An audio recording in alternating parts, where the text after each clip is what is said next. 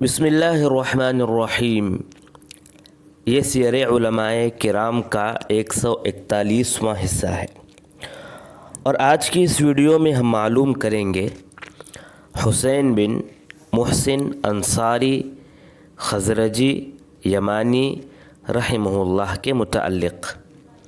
حسین بن محسن انصاری جو بھی سند حاصل کیے ہیں، چاہے وہ لوگ اجازہ حاصل کیے ہوں الگ سے یا مدارس میں پڑھ کر سند حاصل کیے ہوں، ان میں جو ہے یہ نام ضرور پائیں گے، حسین بن محسن انصاری۔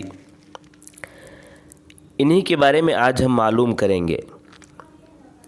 یہ ہیں علامہ قاضی محدث حسین بن محسن، ابو محمد ان کی کنیت تھی، یا کہا جاتا ہے کہ ابو الرجال ان کی کنیت تھی، الانصاری الخزرجی الیمانی۔ آپ کے آبا و اجداد اصل میں مدینہ کے تھے، لیکن آپ کے آبا و اجداد میں سے کئی لوگ یمن آ گئے تھے، اور آئندہ بات آئے گی آپ ہندوستان بھی آ گئے تھے۔ حدیدہ نامی گاؤں میں پیدا ہوئے 1240 ہجری کو۔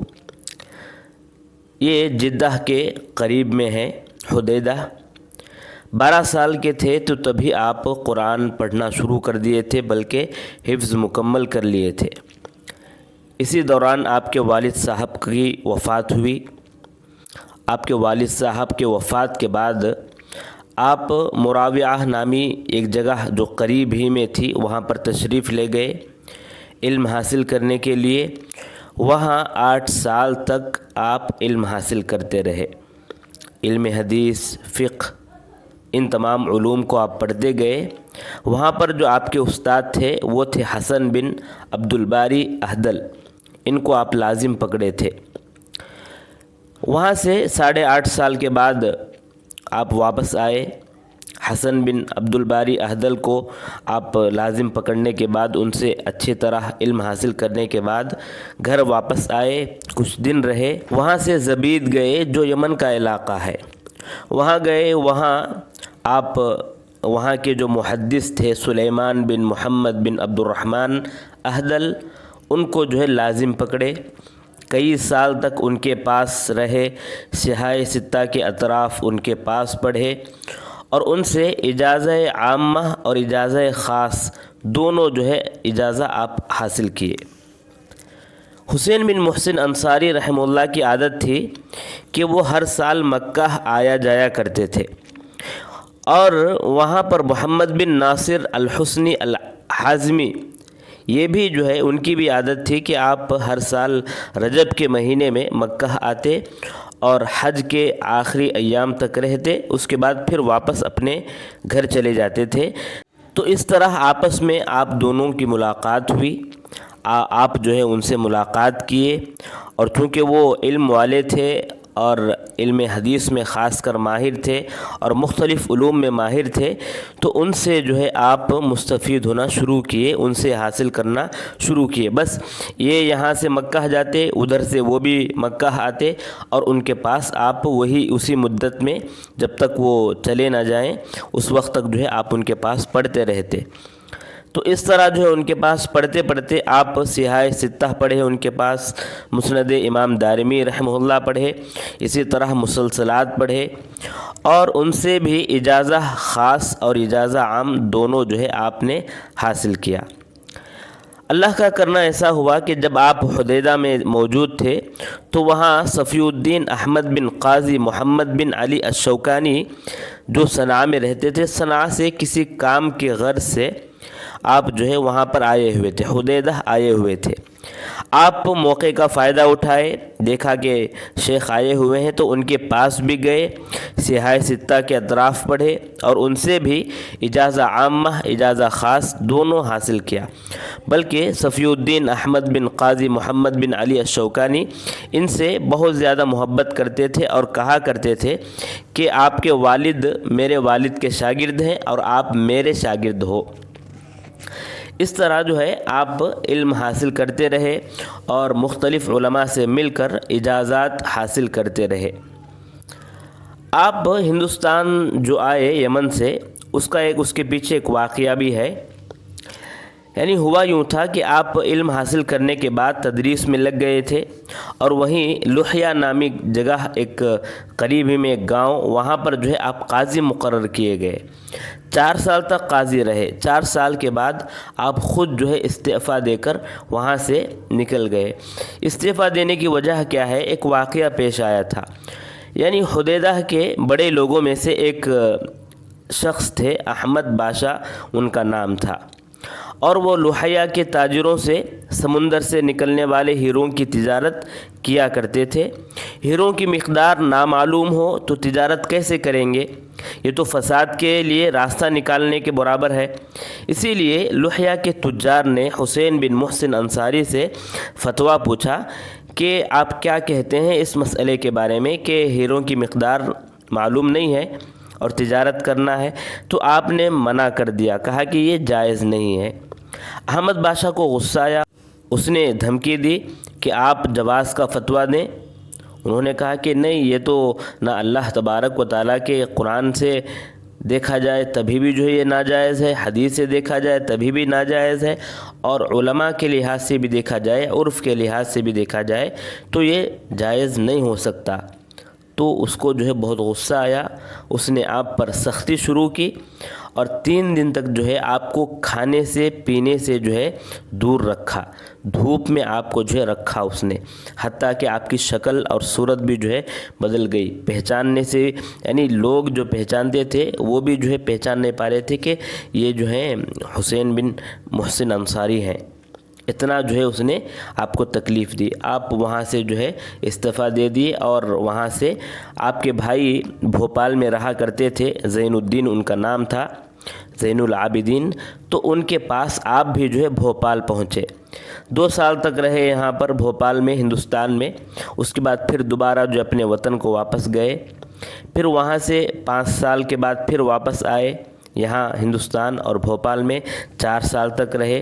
پھر دوبارہ جو ہے اپنے وطن گئے، 5 سال تک وہاں رہے۔ پھر 5 سال کے بعد تیسری مرتبہ بھوپال آئے، اور مستقل طور پر یہیں پر سکونت اختیار کر لیے، اور مکمل طور پر یہیں کے ہو کر رہ گئے، حتیٰ کہ وفات بھی آپ کی یہیں پر ہوئی۔ آپ جب بھوپال سے یمن سے بھوپال آیا جایا کرتے تھے، تو اس دوران جو ہے آپ بہت سی کتابوں کو بھی یمن سے لایا کرتے تھے، کیونکہ وہ زمانہ ایسا تھا کہ کتابوں کی جو ہے بہت زیادہ درکار تھی لوگوں کو، اور کتابوں کو پھیلانے کے لیے جو ہے صدیق حسن خان رحمہ اللہ بہت زیادہ کوشش کر رہے تھے۔ آپ کے شاگرد ہیں صدیق حسن خان، تو آپ جو ہے دونوں ایک ساتھ مل کر یہ جو ہے یمن سے کتابیں لاتے تھے، اور بہت سی مفید کتابیں، بہت سی جو ہے نفیس کتابیں یہاں پر ہندوستان میں جو ہے یمن سے لا کر کتابیں پھیلائے تھے۔ اور ابو الحسن علی الندوی رحمہ اللہ فرماتے ہیں کہ جب یہ بھوپال میں آ گئے تھے تو مسجد موطا میں قال قال رسول اللہ کی صدائیں جو ہے بلند ہونے لگیں، آوازیں پھیلنے لگیں۔ جس طرح جو ہے دیگر ممالک میں علم حدیث کے متعلق لوگ جو ہے جانتے تھے اور علم حدیث پڑھائے جاتے تھے، اسی طرح ہندوستان میں بھی بھوپال میں علم حدیث ہر طرف جو ہے مشہور ہوتا گیا، اور لوگ پڑھانا شروع کیے، اور آپ کی شہرت بھی خوب ہوئی۔ اس وقت آپ کی شہرت بھی ہر طرف ہونے لگی علم حدیث میں، اور اجازہ کے لحاظ سے، علم حدیث کے لحاظ سے آپ واحد اور متفرد جو ہے ہو گئے تھے۔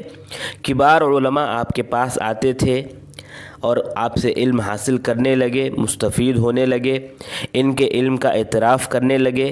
ان سے ایک اچھی جماعت نے حاصل کیا، جن میں مشہور علماء میں صدیق حسن خان رحمہ اللہ ہیں، بشیر شاہ سوانی رحمہ اللہ، عظیم آبادی رحمہ اللہ، عبداللہ غازی پوری رحمہ اللہ، عبدالعزیز رحیم آبادی رحمہ اللہ، سلامت اللہ جراج پوری، وحید الزمان حیدرآبادی، طیب بن صالح مکی، ابو الخیر احمد بن عثمان مکی، صالح بن اسحاق بن عبد الرحمن نجدی، اسی طرح ابراہیم آروی، احمد بن ابراہیم بن عیسیٰ النجدی، احمد اللہ پرتاپ گڑھی، احمد ابو الخیر عطار، اسماعیل راندیری، حبیب اللہ شروانی، سعد بن حمد بن عتیق، عبد الحلیم ویلوری، عبد التواب بن عبد الوہاب الاسکندر آبادی، عبد الرحمن مبارک پوری، عبداللہ روپڑی، آلوسی. اس طرح بہت سے لوگ ہیں جو آپ سے مستفید ہوتے رہے اور آپ سے علم حدیث حاصل کرتے رہے. اسی دوران آپ کے اور سید نذیر حسین محدث رحمہ اللہ کے درمیان بھی تعلقات اچھے ہو گئے تھے. آپ خود جو ہے ان کی اچھی تعریف کرتے ہیں اور کہتے ہیں کہ یہ اپنے زمانے میں علم حدیث کے لحاظ سے بہت زبردست ہیں، تقوی کے لحاظ سے، حلم کے لحاظ سے، ہر اعتبار سے یہ بڑے زبردست جو ہے عالم ہیں. اس طرح جو ہے سید نذیر حسین محدث دہلوی رحمہ اللہ کے متعلق آپ فرماتے ہیں. اور اسرائیل سلفی رحمہ اللہ فرماتے ہیں کہ اس وقت طلبہ کا یہ حال ہو گیا تھا کہ جو سید نذیر حسین رحمہ اللہ کے پاس سے علم حاصل کرتے تھے وہ حسین بن محسن یمانی رحمہ اللہ کے پاس آتے، اور جو حسین بن محسن یمانی رحمہ اللہ سے علم حاصل کرتے وہ سید نذیر حسین محدث دہلوی رحمہ اللہ کے پاس جایا کرتے تھے. اس طرح جو ہے یہ سلسلہ چلا کرتا تھا. آپ کی کتابیں جو ہے بہت زیادہ نہیں ہیں بلکہ نہ کے برابر ہیں، کیونکہ آپ تصنیف و تالیف میں زیادہ جو ہے وقت نہیں نکال سکے، بلکہ آپ کے جو چند رسائل ہیں اور آپ کے جو تعلیقات ہیں وہ کتابوں میں آج بھی آپ جو ہے پائیں گے، اور آپ کے رسائل کا مجموعہ بھی جو ہے بنایا گیا ہے. اور آپ کے بارے میں یہ بات ہے کہ آپ وفات سے پہلے گھر سے باہر تھے، گھر میں آئے، اپنے بیٹے کے گھر آئے، عبداللہ ان کے گھر آئے، اور گھر میں آتے ہی مسئلہ جو ہے ایک چھڑا، اس کے متعلق جو ہے بات چلی، تو آپ کچھ کتاب منگوائے، وہاں پر جو ہے باقاعدہ دیکھنا شروع کیے کتابوں میں، اور ان کے اس موضوع کے متعلق کچھ باتیں آپ جو ہے املا کرانا بھی شروع کر دیے تھے. یہاں تک کہ مغرب کا وقت ہوا. مغرب کے وقت میں آپ کے بیٹے عبداللہ جو وضو بنانے کے لیے گئے، پھر واپس جب آئے تو دیکھا کہ آپ وفات پا چکے ہیں. یہ جو ہے واقعہ ہوا 1327 میں آپ وفات پا گئے تھے. اپنے زمانے کے اجازے کے لحاظ سے، علم حدیث کے لحاظ سے بہت زبردست جو ہے عالم تھے. اللہ سے دعا ہے اللہ تبارک و تعالی آپ کی خدمات کو قبول فرمائے اور آپ کو جنت الفردوس میں اعلیٰ مقام عطا فرمائے. آمین یا رب العالمین.